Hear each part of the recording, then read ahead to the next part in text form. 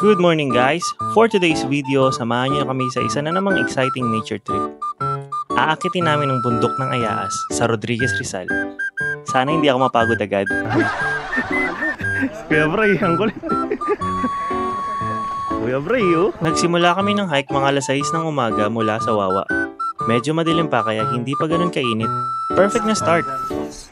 Nature trip muna kami ngayon. Nature trip! Ito nga pala yung mga kasama natin sa hike nito. Si Ate Nika, si Hugo Toyrang siklista, si Limar at ang kanyang asawa, si Ate Lynn, si Kuya Glenn, si Jake, si Kuya Kaloy, Alin? si Kuya Brian, at si Kuya Janice. Alam ko yung ganger eh. Wala si Ate Joy na una na kaya wala sa video. Ang lupit mo. Unang hakbang pa lang, medyo challenging na agad. Hindi pa kami nakakalayo pero ramdam mo ng pagod. Pero okay lang kasi ang ganda ng paligid. Siyempre, habang umaakyat, may mga jokes at kwentuhan kami. Sabi ko nga, mas enjoy ang hike kapag may kasama kang maganang vibe. Diba? Pag may mga uphill na mahirap, nandiyan sila para magbigay ng tips or magbiro para mapagaan ang pakiramdam.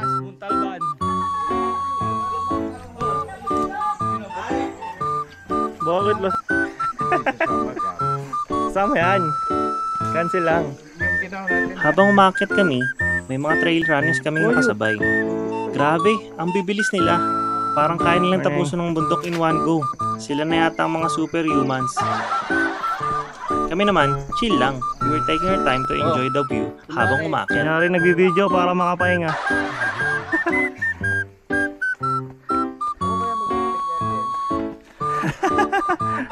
Habang umakyat, hindi mo maiiwasang mapansin ang mga tanawin sa paligid. Tanging mga bundok at kagubatan na makikita mo. Paglingon mo sa kaliwa, kita mo na ang ibang bundok ng Rodriguez, Rizal. Diba? Ang taas nila.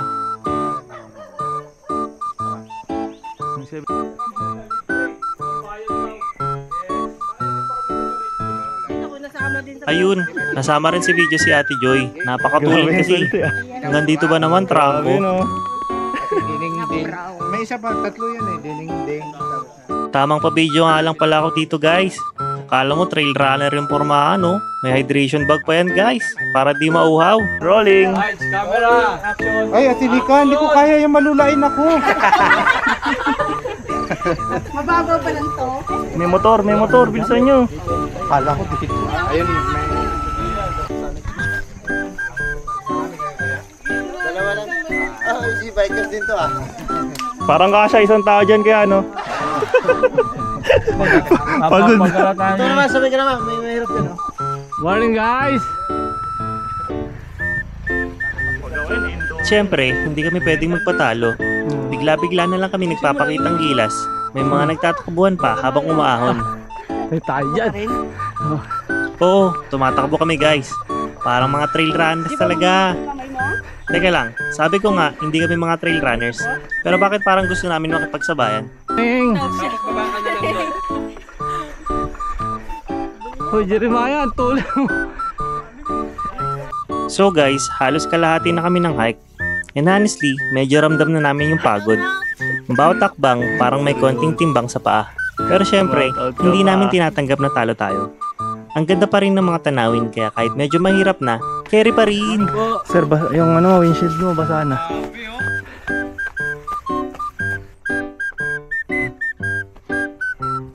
Sa isang spot, nagpahinga kami saglit. Nagpitsura na rin, wearing our best smiles. Ano? Hi guys. Nasa Ayaas campsite na kami. Konti na lang.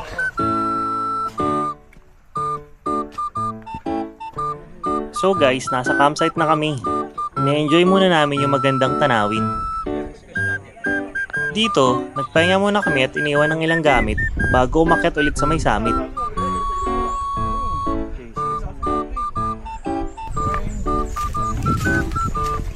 Tsaka dumadaan.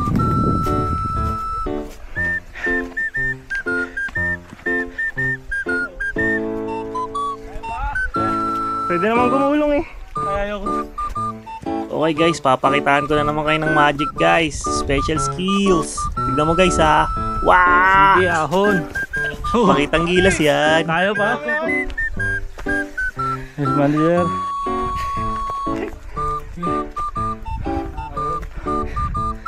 Kaya ayoko na sumama. Suko na. Meron pa baba eh. Andiyan ka pa?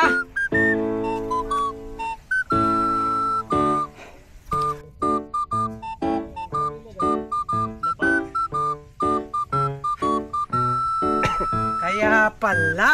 Ano kaya pala?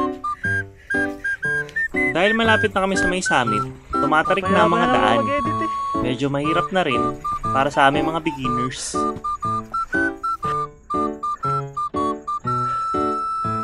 Yung pakiramdam mo.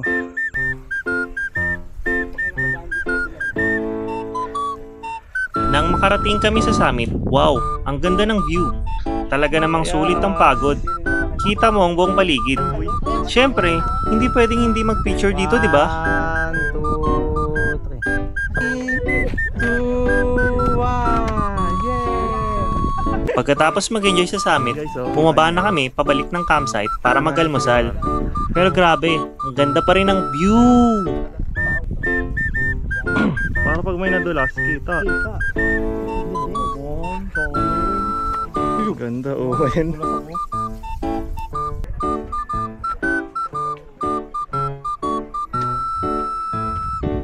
Bago po namin tanggapin mga pong pakitbasbasan.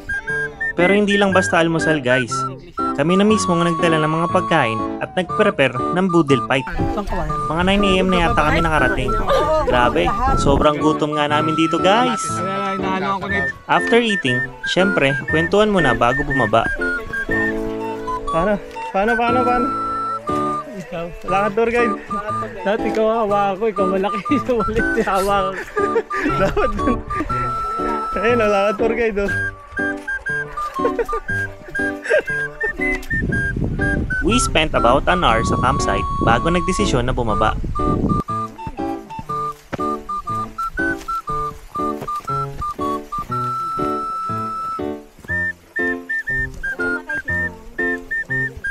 Nakabalik kami sa Wawa mga alas 12 na. Super sulit ng trip na ito. Lapit na sa bukod.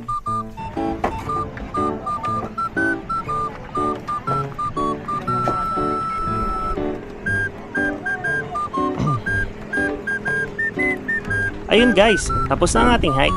Salamat sa pagsama sa amin. Kung gusto niyo pa ng mga ganitong nature trips, don't forget to like, subscribe, at i-hit mo na rin ang bell button para updated kayo sa mga next adventures namin.